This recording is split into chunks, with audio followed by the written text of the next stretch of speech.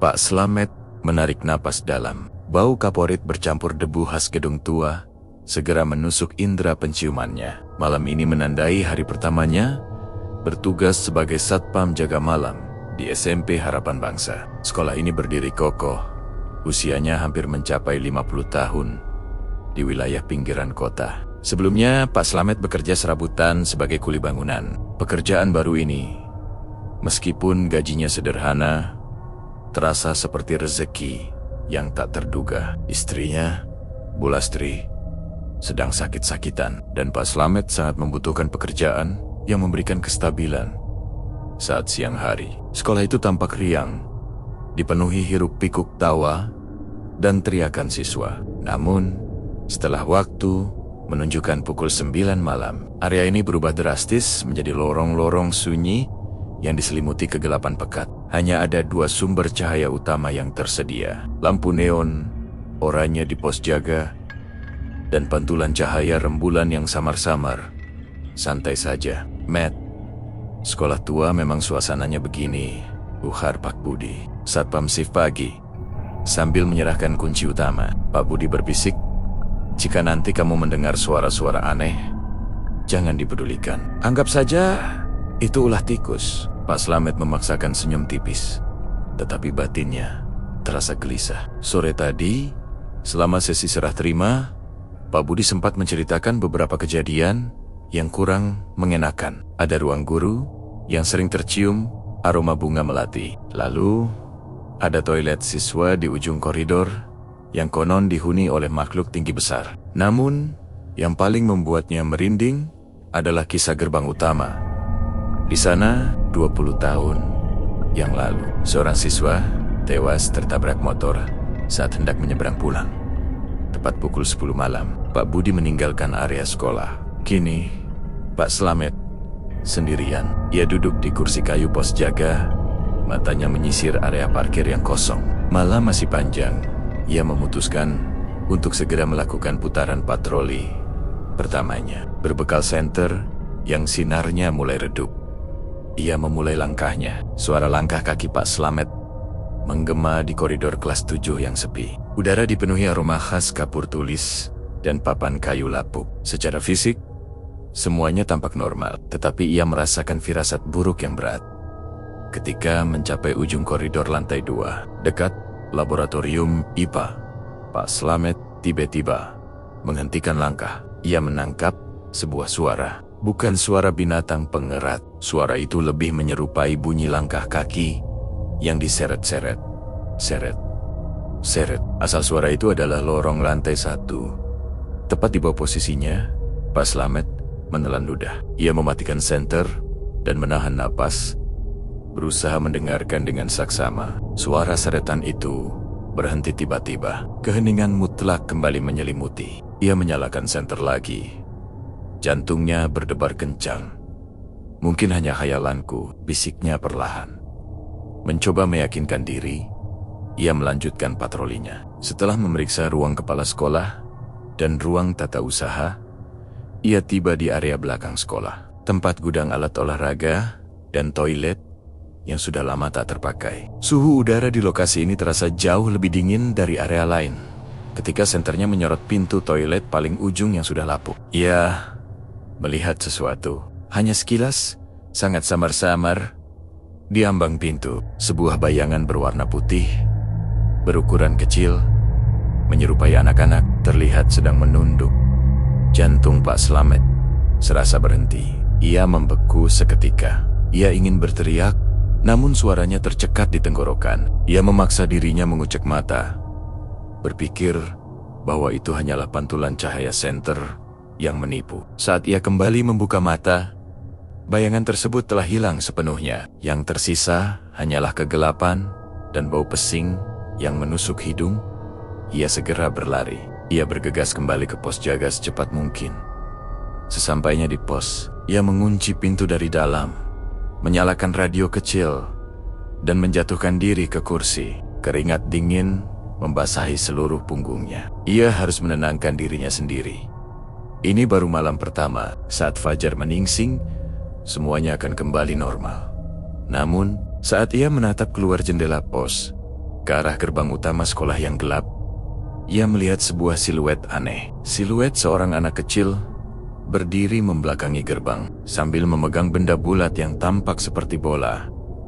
Anak itu berdiri tegak di bawah lampu jalan yang berkelip-kelip, memantulkan bayangan memanjang yang terlihat tidak wajar. Anak itu tidak bergerak sama sekali. Pak Slamet memegang gagang pintu, bimbang apakah ia harus keluar atau tetap bersembunyi di dalam. Setelah beberapa menit yang terasa seperti berjam-jam, ia memberanikan diri. Tok, tok, tok. Tiba-tiba terdengar suara ketukan keras dari balik kaca jendela pos jaga, bukan di pintu, melainkan tepat di jendela depannya. Pak Slamet tersentak mundur. Ia menatap keluar. Tidak ada siapa-siapa. Siluet anak kecil di gerbang utama itu sudah menghilang.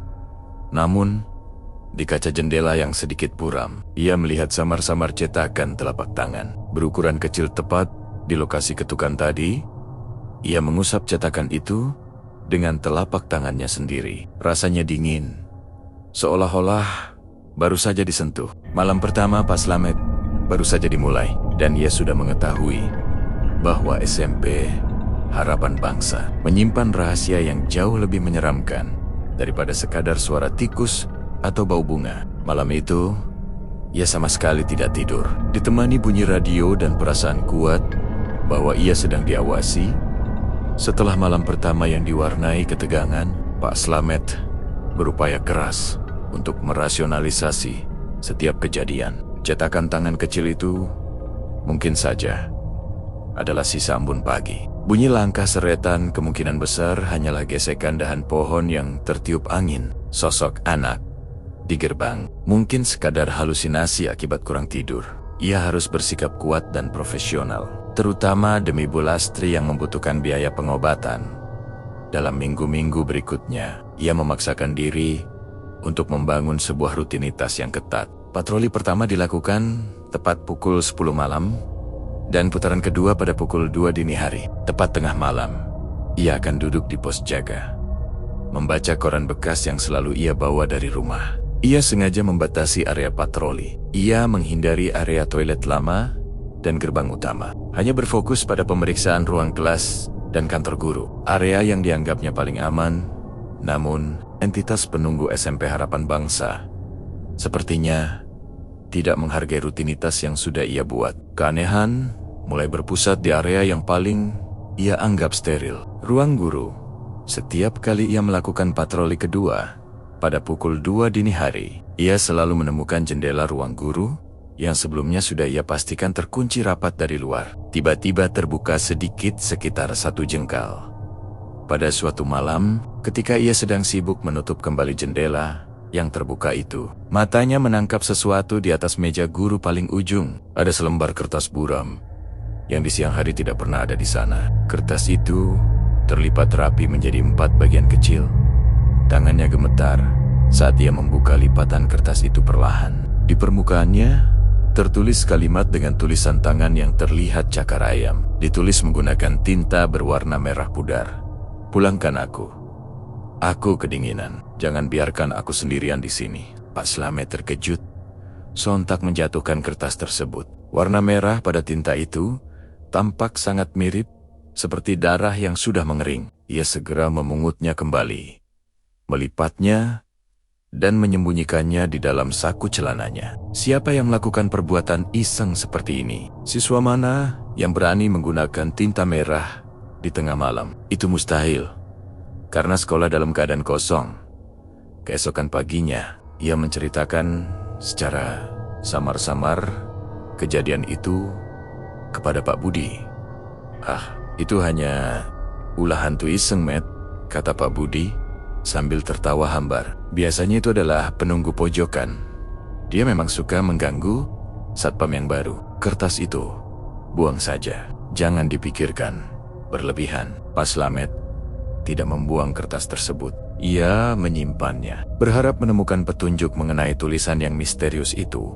Pada malam ke-15, ia bertugas. Kejadian aneh kembali terjadi, kali ini lebih dekat. Saat ia sedang duduk santai di pos jaga, membaca koran seperti biasa. Ia tiba-tiba mendengar suara samar dari lorong kelas 9 yang letaknya paling dekat dengan pos jaga. Ceklik, ceklik, ceklik. Suara itu adalah bunyi ayunan kunci duplikat yang sedang dikoba-koba pada lubang kunci pintu. Suara itu terdengar persis seperti ada seseorang yang sedang berusaha membobol salah satu pintu kelas. Panik, Pak Slamet segera meraih tongkat patroli dan senternya. Ia bergerak mengindah-pendap menuju lorong kelas 9. Ia mematikan senternya dan mengintip dari balik tiang pilar yang gelap. Koridor itu tampak gelap gulita. Tidak ada satupun orang. Ia menyalakan senternya. Sinar senter menyapu pintu-pintu kelas. Pintu kelas 9A terkunci, kelas 9B terkunci. Semuanya terlihat normal. Saat ia berbalik hendak kembali ke pos, ia melihat sesuatu yang ganjil di lantai. Tepat di depan pintu kelas 9C, setumpuk pasir halus yang terlihat basah bercampur dengan beberapa butir beras yang berwarna kekuningan. Ada bekas-bekas kecil di sana, menyerupai tapak kaki anak-anak yang baru saja berjalan dari tanah berlumpur. Padahal semalaman tidak ada hujan turun, dan area itu adalah koridor keramik yang bersih dan kering. Ia berkongkok menyentuh gundukan pasir itu. Rasanya sangat dingin. Tepat saat tangannya menyentuh pasir itu, ia mendengar sebuah suara yang sangat dekat. Persis di samping telinganya, Om. Carikan boneka baruku. Suara itu adalah suara anak kecil. Serak, seperti bisikan yang datang dari kedalaman sumur. Pak Slamet menjerit keras, mundur terhuyung-huyung, dan tanpa sadar, ia menampar udara di sampingnya. Tidak ada apa-apa di sana. Ia segera lari kembali ke pos jaga, lalu mengunci dirinya di dalam. Malam itu, ia mengeluarkan kembali surat dari ruang guru. Ia menatap tinta merah pudar itu, lalu beralih menatap gerbang utama yang terlihat di kejauhan. Pulangkan aku. Rasa takutnya kini perlahan mulai bercampur dengan rasa kasihan dan dorongan kuat untuk menolong. Ia mulai merasa bahwa yang ia hadapi bukanlah sekadar hantu yang iseng, melainkan roh yang tersesat, yang mungkin memiliki keterkaitan erat dengan insiden tragis di gerbang utama. Ia memutuskan untuk mencari tahu lebih banyak mengenai insiden 20 tahun lalu, mengenai siswa yang meninggal itu. Malam berikutnya, ia akan mengambil risiko. Ia akan berpatroli hingga ke gerbang utama, tempat ia pertama kali melihat siluet anak kecil itu, dan ia akan membawa surat yang ia simpan. Pak Slamet tidak bisa lagi menahan rasa penasaran yang mendalam. Ia sangat membutuhkan jawaban. Saat giliran kerja pagi tiba, ia menahan Pak Budi dan mengajaknya berbicara secara serius di kantin sekolah yang masih tutup.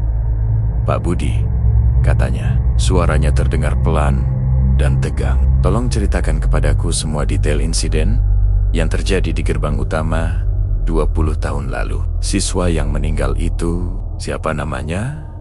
Namanya? Wajah Pak Budi terlihat pucat. Ia menghela napas panjang, lalu menggaruk kepalanya. Namanya Danu, Matt, Danu Wijaya. Dia anak kelas 1 SMP saat itu.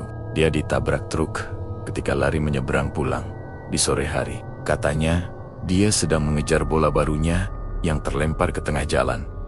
Boneka baru? Tanya Pak Slamet, teringat pada bisikan yang ia dengar saat itu. Bukan boneka, Matt, melainkan bola baru. Bola sepak. Itu hadiah ulang tahun dari ayahnya. Koreksi Pak Budi.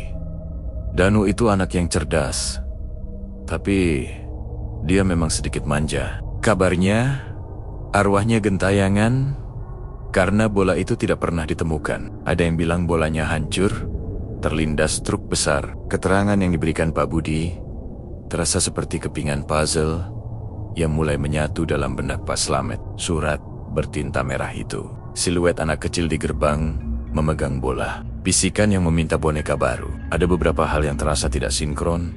Malam itu, Pak Slamet kembali bertugas dengan tekad yang bulat. Ia membawa surat bertinta merah itu di dalam saku bajunya. Pukul 1 dini hari, ia memutuskan untuk langsung berjalan menuju gerbang utama.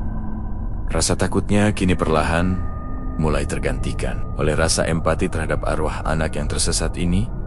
Ia membuka pintu pos jaga, melangkah keluar, dan berjalan perlahan menuju gerbang utama yang tertutup rapat. Lampu jalan yang rimeng-rimeng membuat bayangannya memanjang, menimbulkan suasana yang mencekam. Saat ia sampai tepat di depan gerbang, ia berdiri diam, menghadap keluar. Angin malam berembus kencang, membawa aroma tanah basah bercampur bau bunga melati yang sangat menyengat. "Danu," panggilnya pelan, suaranya sedikit bergetar. "Nah, ini Om Slamet. Kamu kedinginan ya, nah? Om tahu kamu merasa kesepian." Keheningan yang total, hanya ada suara jangkrik yang terdengar nyaring. Pak Slamet mengeluarkan surat itu. "Ini, apakah kamu yang menulis surat ini, nah? Pulangkan aku." Tiba-tiba, lampu jalan yang berada di atasnya berkedip cepat 2 kali, lalu mati total. Seluruh area gerbang utama langsung tenggelam dalam kegelapan yang pekat. Karok, terdengar suara gesekan logam yang sangat memekakkan telinga dari arah samping gerbang. Pak Slamet menoleh cepat. Ia menyinari dengan senter. Pagar gerbang yang sudah berkarat itu bergerak. Tidak ada yang mendorongnya, tetapi ia bergeser, membuka sedikit, hanya selebar 1 jengkal. Cukup lebar bagi seseorang untuk melintas. Jantung Pak Slamet berdetak kencang. Ia mengarahkan senter ke celah gerbang tersebut. Di balik celah itu, di sisi luar sekolah, ia melihat sosoknya. Danu bukan hanya bayangan lagi. Danu berdiri di sana, mengenakan seragam SMP yang terlihat kotor dan berlumur debu. Kedua matanya tampak kosong, menghitam seperti arang. Kulitnya terlihat pucat kebiruan. Ia berdiri dengan posisi kepala sedikit miring, seperti boneka yang talinya putus. Danu tidak sedang memegang bola. Ia memegang sesuatu yang tampak seperti sepotong kayu kecil yang diikat. Menggunakan kain putih yang sudah lusuh, Danu mengangkat tangannya yang memegang benda itu. Bibirnya yang kebiruan bergerak, mengeluarkan suara yang tidak terbayangkan. Betapa mengerikannya. Bukan bisikan lagi. Suara itu lebih mirip tangisan bayi yang diputar secara terbalik. Om Slamet. Suaranya bergetar, terdengar dingin. Mama. Mama. Tidak. Suka. Hadiah? Ini. Danu perlahan mengulurkan tangannya. Benda yang ia pegang tadi terjatuh. Benda itu menggelinding pelan melewati celah gerbang, masuk ke area sekolah, dan berhenti tepat di kaki Pak Slamet.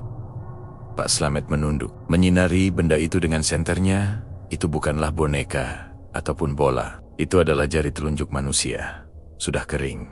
Warnanya coklat kehitaman. Dengan sebuah cincin perak berkarat yang melingkari pangkalnya, Pak Slamet menjerit ketakutan. Ia mundur terhuyung-huyung. Ia menatap Danu di balik celah gerbang. Danu kini tersenyum. Senyumnya terlihat lebar sekali, hingga merobek kedua pipinya. Kedua matanya yang kosong itu kini tampak memancarkan kilatan merah yang sangat jahat. "Sekarang giliran Om yang jaga," kata Danu. Suaranya berubah menjadi geraman dalam, terdengar dewasa dan sangat dingin. Tiba-tiba, Danu menarik tangannya dari gerbang. Gerbang itu tertutup kembali dengan bunyi debuman yang keras. Seperti pintu penjara yang dikunci, Pak Slamet berdiri mematung di kegelapan. Nafasnya terengah-engah, matanya terpaku pada jari kering yang tergeletak di kakinya. Ia menyadari sebuah kenyataan yang mengerikan. Jari itu, cincin yang melingkarinya. Ia pernah melihat cincin itu. Itu adalah cincin yang selalu dikenakan oleh Pak Budi. Satpam shift pagi, puncak konflik telah terjadi. Pak Slamet sadar, ia tidak sedang berurusan dengan hantu anak kecil, melainkan dengan kekuatan jahat yang cerdas. Kekuatan itu kini telah mengorbankan rekan kerjanya dan menjadikannya sebagai target utama. Jari itu adalah hadiah perkenalan yang mematikan.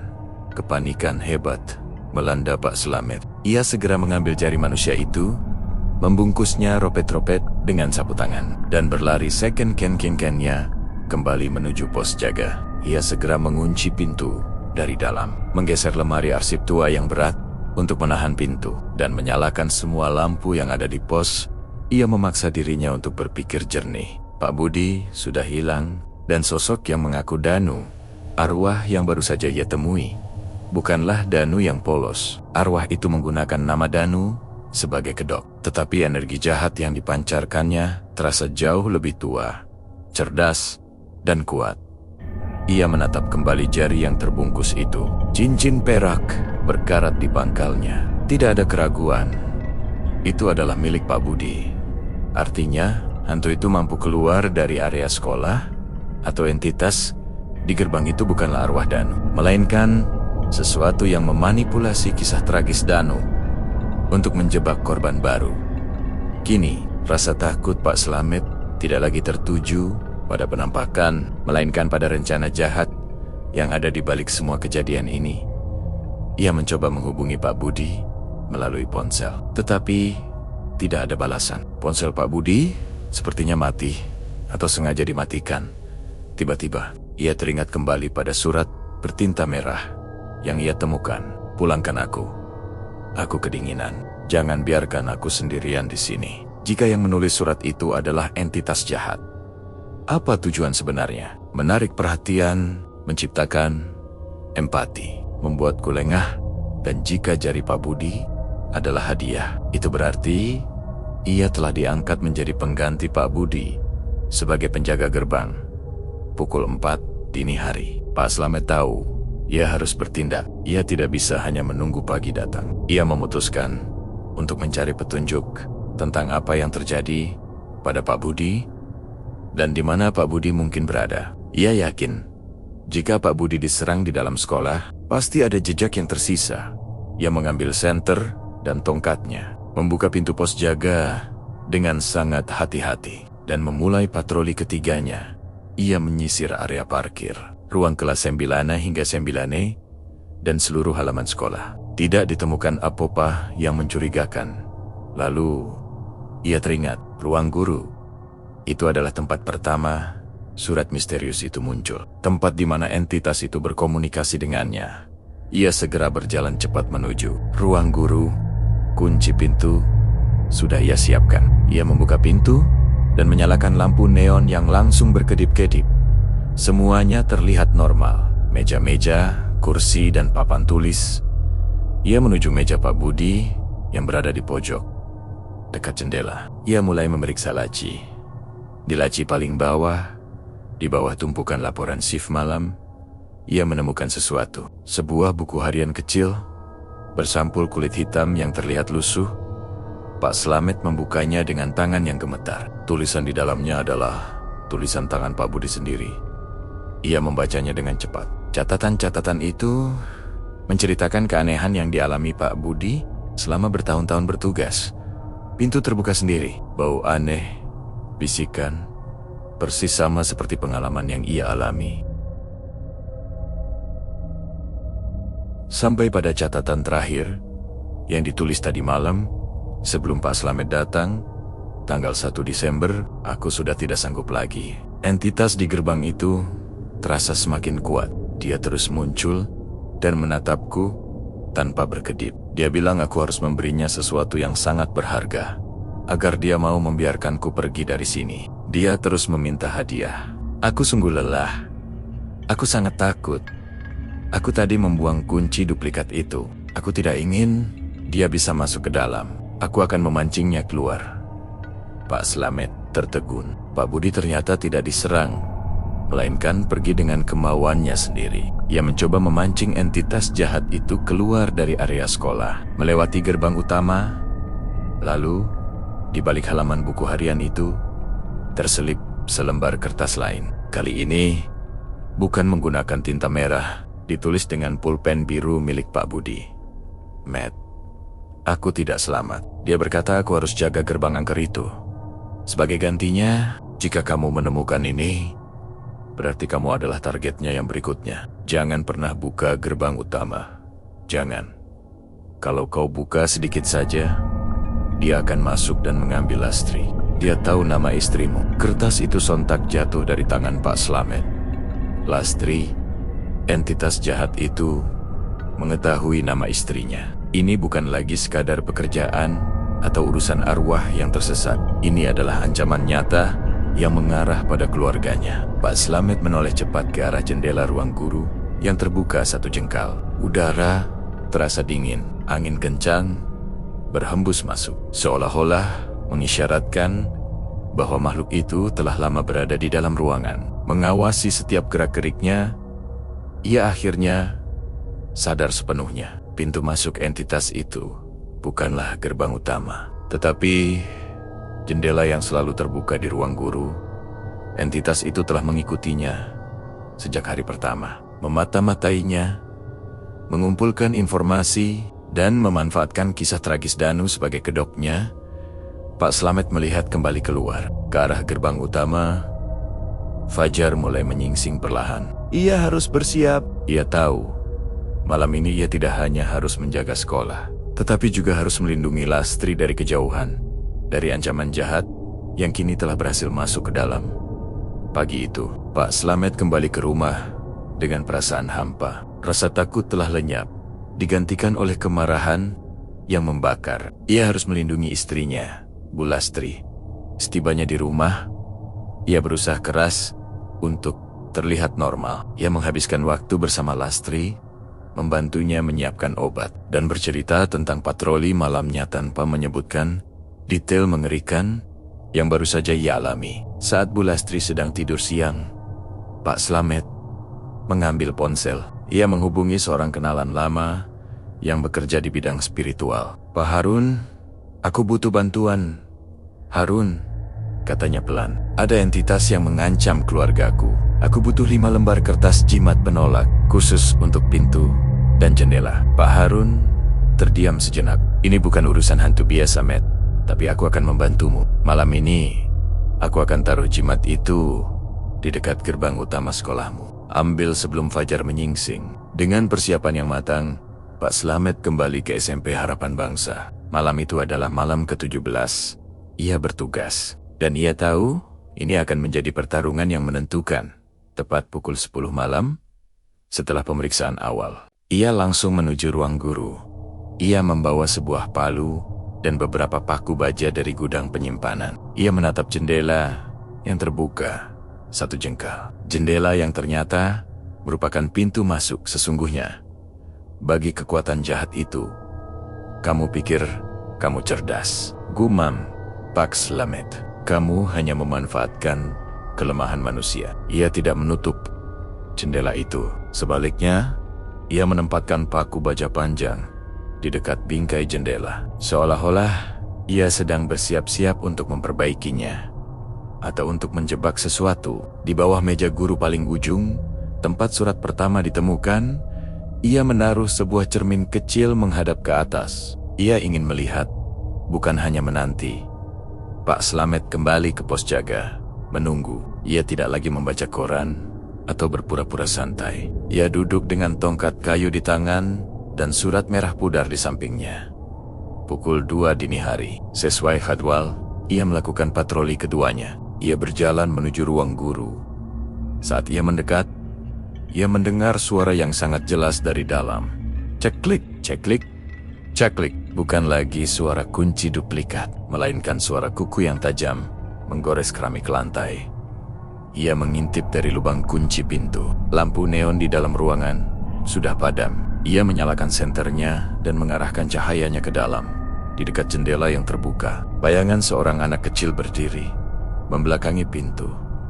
Danu, kenapa Om kembali ke sini? Suara anak kecil itu terdengar serak. Aku sudah bilang, Om yang jaga sekarang. Kenapa Om tidak mau main denganku? Pak Slamet melihat ke bawah, ke cermin kecil yang ia letakkan. Di pantulan cermin, ia melihat wajah sesungguhnya yang menatapnya. Wajah itu bukan wajah anak kecil.